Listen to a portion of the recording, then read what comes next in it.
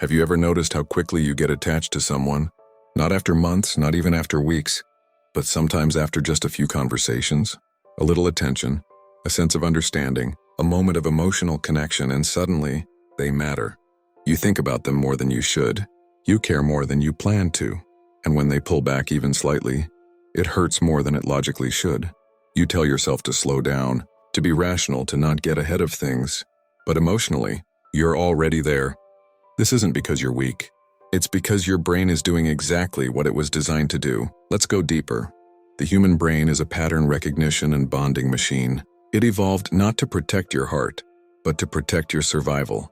In psychology, attachment isn't just an emotion. It's a neurobiological response. When someone shows you warmth, attention, or understanding, your brain releases chemicals: dopamine, oxytocin, and serotonin. Dopamine creates anticipation and desire. Oxytocin creates bonding and trust. Serotonin affects emotional stability. If you've been emotionally deprived, even unconsciously, your brain becomes hypersensitive to these chemicals. So what feels like getting attached too fast is often your nervous system saying, "This feels safe, don't lose it." Now let's talk about attachment theory. Psychologists explain attachment using four main styles, but one is especially relevant here: anxious attachment. If you grew up in an environment where love was inconsistent, sometimes present, sometimes withdrawn, your nervous system learned something powerful. Connection is uncertain. Closeness can disappear. So when it's there, hold on tightly. This isn't a conscious choice, it's conditioning. Your body bonds faster than your mind can evaluate. That's why logic fails in these moments. You know it's early, but your body reacts like it's already important. Another major factor is emotional scarcity. When emotional connection is rare in your life, your brain assigns higher value to anyone who provides it. This is basic psychology. Scarcity increases perceived value. So if someone listens to you, understands you, or makes you feel seen, your mind magnifies their importance, not because they're extraordinary, but because the feeling is. Now let's talk about idealization, one of the most dangerous psychological traps. Early attachment happens before reality has time to intervene. You don't know their habits, their flaws, their emotional limits, their inconsistencies. So your brain fills the gaps with imagination. And the brain prefers imagination over reality, because imagination has no resistance. You don't attach to who they are, you attach to who they could be. And potential is addictive. Neurologically, the brain gets more dopamine from anticipation than fulfillment. That's why waiting, hoping, imagining often feels stronger than actually being with someone. Your attachment grows in fantasy, not experience. Another deep reason is emotional mirroring. When someone reflects back parts of you, your values, your humor, your pain, your brain registers familiarity. Familiarity feels like safety, and safety accelerates attachment. Even if the familiarity comes from shared trauma, shared loneliness, or shared wounds.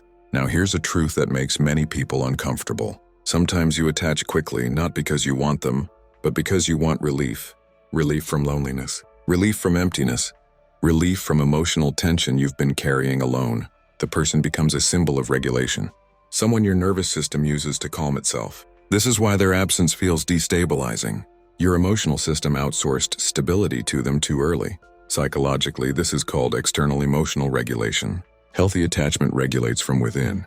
Fast attachment regulates from outside. And finally, there's identity attachment.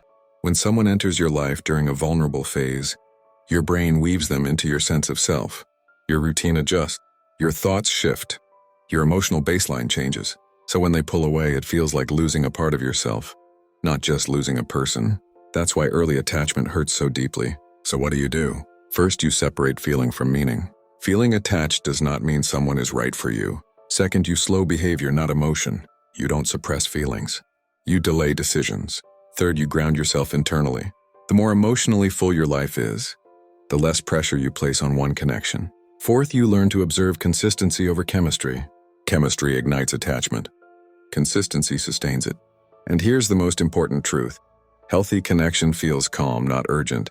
Secure attachment feels steady, not anxious. Real interest doesn't require you to rush. If you feel attached too quickly, it doesn't mean something is wrong with you. It means your system learned to bond for survival. But awareness gives you choice. You can feel deeply without losing yourself. Now let me ask you something honestly. Do you feel attached quickly? Or do you attach quickly when you feel emotionally seen? Think about that. And if you want more deep psychological breakdowns like this about attachment, emotions, and the hidden logic behind human behavior, stay connected. There's always more beneath the surface.